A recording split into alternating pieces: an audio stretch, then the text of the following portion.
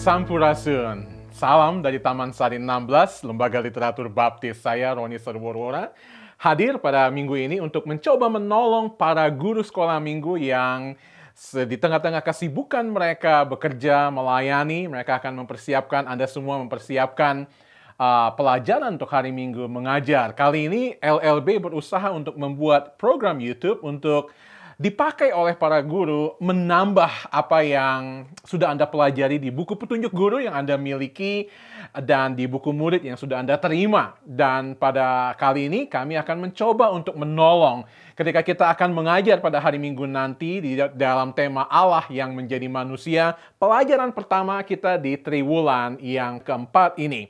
Kita akan berbicara mengenai Yohanes pasal 1 ayat 1 sampai ayat yang ketiga dan kemudian ayatnya yang ke-10 dan yang ke-15. Firman Tuhan berkata, pada mulanya adalah firman, firman itu bersama-sama dengan Allah dan firman itu adalah Allah. Ia pada mulanya bersama-sama dengan Allah, segala sesuatu dijadikan oleh Dia dan tanpa Dia tidak ada sesuatu pun yang telah jadi dari segala yang telah dijadikan. Nah, saya ingin mengajak kita semua untuk memahami pendahuluan, memahami latar belakang dari kitab ini. Penting ketika kita memahami sebuah nats Alkitab, sebuah perikop, kita memahami konteksnya, kita memahami siapa penulisnya, siapa penerimanya, dan waktu ketika peristiwa ini ditulis, ketika peristiwa ini diangkat. Kita tahu bahwa ini adalah kitab yang keempat di dalam Perjanjian Baru, dan Rasul Yohanes yang dikasihi oleh Yesus, dia mengklaim bahwa dia adalah murid yang paling dikasihi oleh Yesus. Dia mencoba untuk mengangkat apa yang pernah dialami oleh dia dan rekan-rekannya yang lain. Nah, satu hal yang harus kita lihat adalah bahwa menarik ketika Triwulan ini kita berbicara mengenai Natal, kelahiran Yesus, nubuatan, dan lain sebagainya. Anda akan menikmati 12 pelajaran berikutnya yang akan mengupas dari kitab Matius dan dari kitab Lukas. Tapi kita melihat bahwa Rasul Yohanes tidak sama sekali mengikutsertakan narasi mengenai kelahiran Yesus. Matius menceritakan peristiwa itu, para Majus datang dan lain sebagainya. Lukas yang paling lengkap, 2 pasal panjang sekali yang dia pakai untuk menjelaskan mengenai narasi kelahiran Yesus. Tetapi menariknya Yohanes tidak. Saya sangat meyakini bahwa di tangan Yohanes pada waktu dia memulai menulis Injilnya tersebut, dia sudah memiliki narasi Natal yang ditulis oleh Matius dan Lukas. Sehingga saya sangat meyakini bahwa Yohanes merasa sangat tidak perlu untuk mengikutsertakan lagi, mencantumkan lagi bagian-bagian ini, sehingga dia memulai dengan sesuatu yang penting. Dan saya mengucap syukur bahwa tim pengembang kurikulum memulai seri atau rangkaian Triwulan keempat di akhir tahun 2021 ini dengan memilih Yohanes pasal 1, karena ini adalah dasar dari apa yang akan kita pelajari 12 minggu selanjutnya. Nah, Anda harus tahu bahwa memang ada istilah yang dipakai, sinoptik. Matius, Markus, dan Lukas adalah Injil-Injil sinoptik. Diambil dari 2 kata bahasa Yunani, sun artinya bersama-sama dan optik artinya melihat.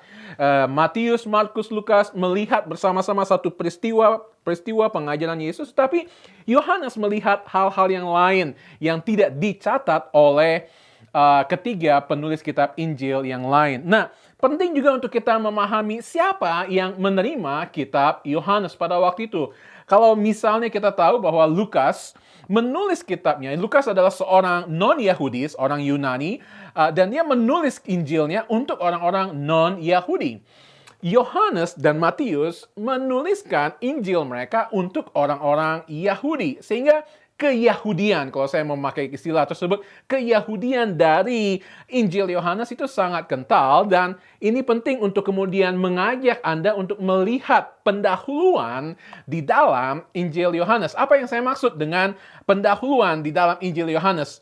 Lukas memiliki pendahuluan ayat pasal 1, 1-4. Yohanes pun memiliki pendahuluan, prolog, pasal 1 ayat 1 sampai ayat yang ke-18, dan beberapa ayatnya kita bahas saat ini. Nah, saya meyakini bahwa Yohanes, kalau Anda melihat di dalam 1 Yohanes pasal 1, dia mengatakan apa yang pernah dia lihat, dia rasakan, dia raba, dia dengar, dia tuliskan semua-muanya. Sehingga dia ingin setelah melihat ada dokumen yang dia miliki, setelah dia melihat catatan yang direkam oleh Matius dan Lukas dan Markus, saya memiliki keyakinan bahwa Yohanes pun ingin menulis apa yang dia rasakan, apa yang dia lihat, apa yang dia dengar dari pengalamannya bersama dengan Yesus Kristus selama 3,5 tahun tersebut. Ya, sebabnya saya ingin mengajak Anda ketika mengupas bagian ini, mengupas beberapa ayat di dalam pasal pertama ini untuk mengajak Anda untuk melihat paling kurang 3 kebenaran yang kita dapat pelajari dari prolog, dari pendahuluan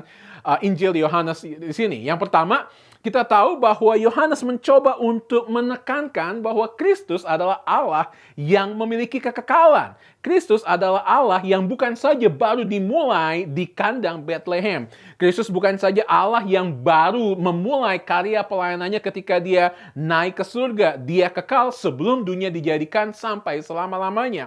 Yang kedua yang saya yakini di sini adalah Yohanes mencoba untuk menjelaskan bahwa Kristus adalah Allah yang menciptakan langit dan bumi. Obviously, kita tahu bahwa kalau dia sudah ada sebelum dunia dijadikan, dia adalah yang menciptakan langit dan bumi. Dan ini jelas juga dikatakan di dalam ayat yang ketiga, kita akan bahas nanti.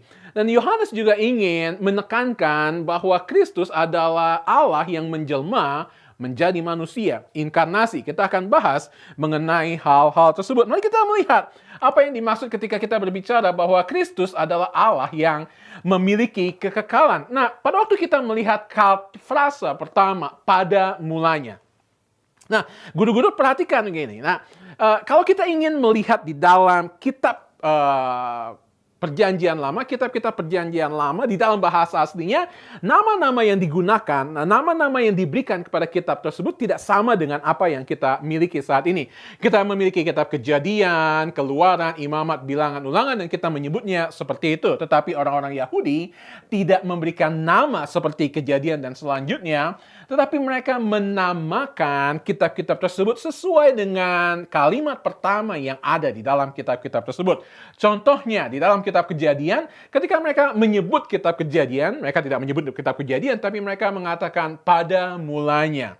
Sehingga ketika orang-orang Yahudi mendengar kata pada mulanya, otomatis mereka berpikir tentang kitab Kejadian, kitab Keluaran. Dinamakan inilah nama para anak Israel. Nah, mereka tahu ketika seorang rabi mengatakan inilah nama para anak Israel, nah mereka tidak berpikir mengenai nama-nama anak Israel, tapi mereka langsung berpikir mengenai kitab Keluaran. Lalu kemudian kitab Imamat diawali dengan Tuhan memanggil Musa. Ya, otomatis ketika mereka mendengar Tuhan memanggil Musa, mereka tahu ya, yang sedang dibicarakan adalah kitab Imamat. Apa hubungannya semua ini dengan apa yang ditulis oleh oleh Injil Yohanes? Nah, tadi saya mengatakan di pendahuluan bahwa Yohanes menulis kitabnya ini, penerima awal dari Injil Yohanes adalah orang-orang Yahudi. Orang-orang Yahudi yang sudah memahami kitab-kitab Perjanjian Lama milik mereka. Sehingga ketika Yohanes, saya yakin, di bawah pengilhaman Roh Kudus, memilih frasa pertama dari kitabnya dengan mengatakan pada mulanya.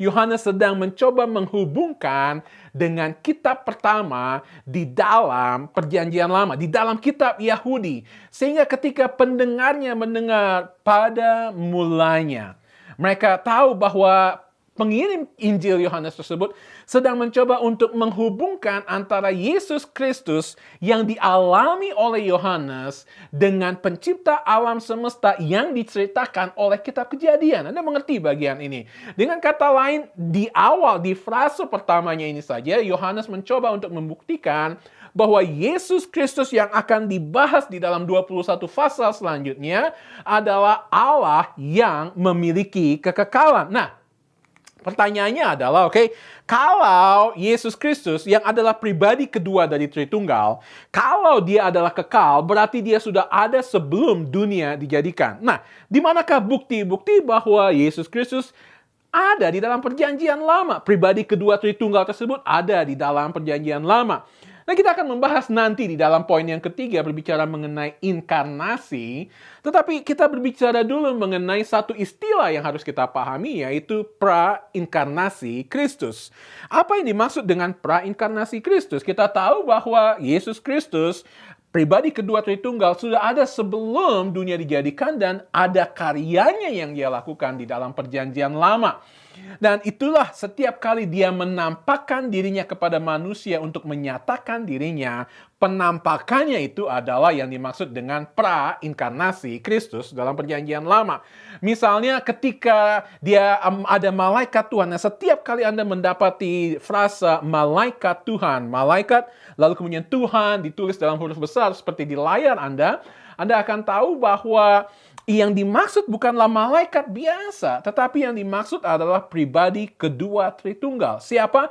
Pra-inkarnasi Kristus.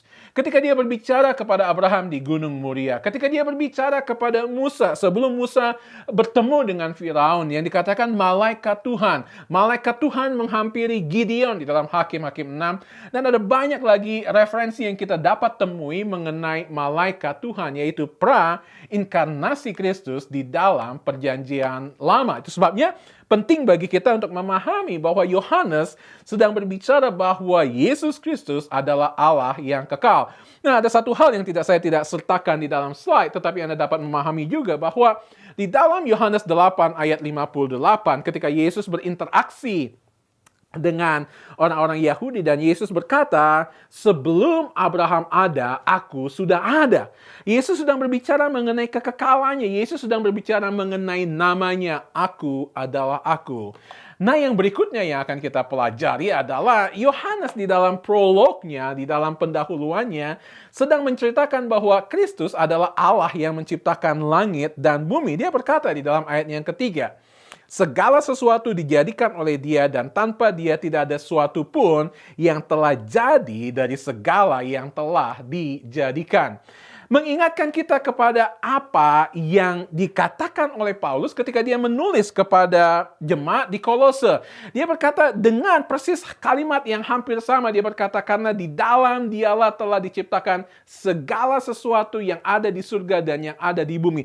Berbicara mengenai bahwa fakta bahwa Yesus adalah pencipta. Yesus adalah Allah yang menciptakan langit dan bumi. Nah, di dalam Injil kita menemui ada banyak mujizat-mujizat yang dilakukan oleh Yesus. Dan kita tahu bahwa baik Matius, baik Markus, baik Lukas, baik Yohanes mencoba untuk mengangkat mujizat-mujizat tersebut untuk memberikan bukti bahwa Yesus adalah Allah yang menciptakan langit dan bumi. Kita tahu bahwa keempat penulis kitab Injil ini ingin menunjukkan bahwa Kristus berkuasa atas alam semesta. Contoh ketika Kristus menenangkan angin ribut dan ombak. Mereka ingin mengatakan bahwa Yesus juga berkuasa atas hidup manusia. Lazarus dibangkitkan, anak muda di Nain juga dibangkitkan, gadis kecil yang ketika Yesus datang dan berkata Talita kum dibangkitkan, menunjukkan bahwa Kristus berkuasa atas hidup manusia. Tetapi Yesus juga ditunjukkan bahwa Dia berkuasa atas kebutuhan manusia ketika dikatakan bahwa Dia memberikan makan kepada 5.000 orang, kepada 4.000 orang, sehingga jelas di sini bahwa baik Paulus di dalam Kolose pasal 1, baik Yohanes di dalam pendahuluannya ini ingin sungguh-sungguh membuktikan, menekankan bahwa Dia adalah Allah yang menciptakan langit dan bumi di dalam prolognya tersebut.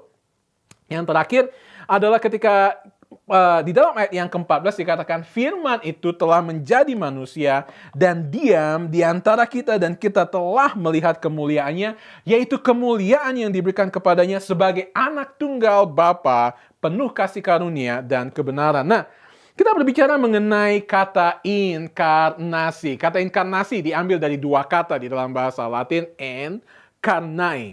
Di dalam karnai daging. Artinya bahwa pribadi kedua Tritunggal mengambil bentuk tubuh manusia untuk menyelamatkan manusia dari dosa. Nah, inkarnasi. Kita harus hati-hati memang berbicara kepada kelompok-kelompok agama lain yang percaya akan reinkarnasi. Kita tidak percaya akan reinkarnasi, kita hanya percaya inkarnasi dan hanya satu pribadi yang dapat berinkarnasi, yaitu pribadi kedua Tritunggal, Yesus Kristus. Nah, apa yang dicoba dilakukan oleh Yohanes ini adalah untuk menunjukkan bahwa kalau Paulus di dalam Roma pasal 3 ayat 23 mengatakan, sebab semua orang telah berbuat dosa dan telah kehilangan kemuliaan Allah, maka Allah tersebut harus rela turun datang ke dalam dunia, menjelma menjadi manusia untuk dapat berkomunikasi dengan manusia. Keyakinan yang lain selalu menentang apa yang menjadi keyakinan dari kita,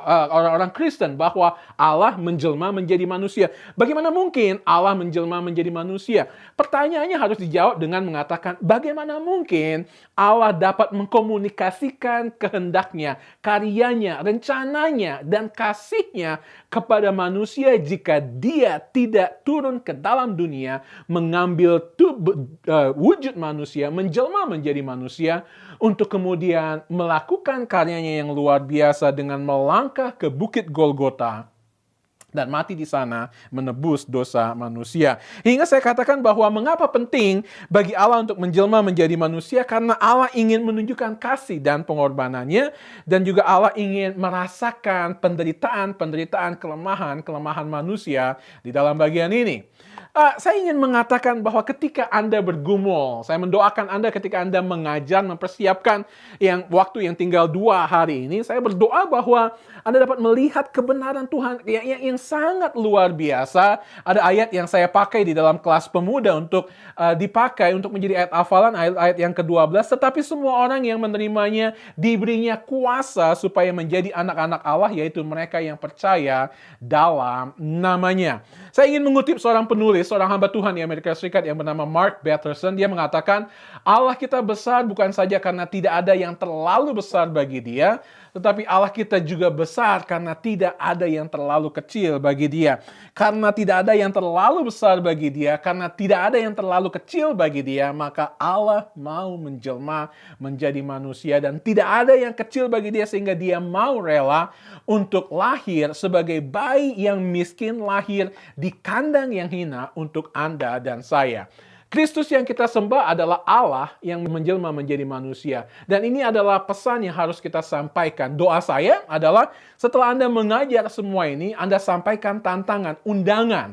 Karena jelas bahwa Yohanes pasal 1 adalah dasar dari apa yang akan kita pelajari selama 13 minggu di dalam rangkaian triwulan keempat ini, tetapi juga menjadi dasar dari apa yang, jika Anda mau mendalami kitab Yohanes, dasar dari segala sesuatu yang akan diucapkan, diceritakan diajarkan oleh Yohanes di dalam Injilnya. Yang paling penting adalah apa yang kemudian kita harus lakukan, mengundang anak-anak murid Anda untuk datang memiliki iman kepada Yesus Kristus.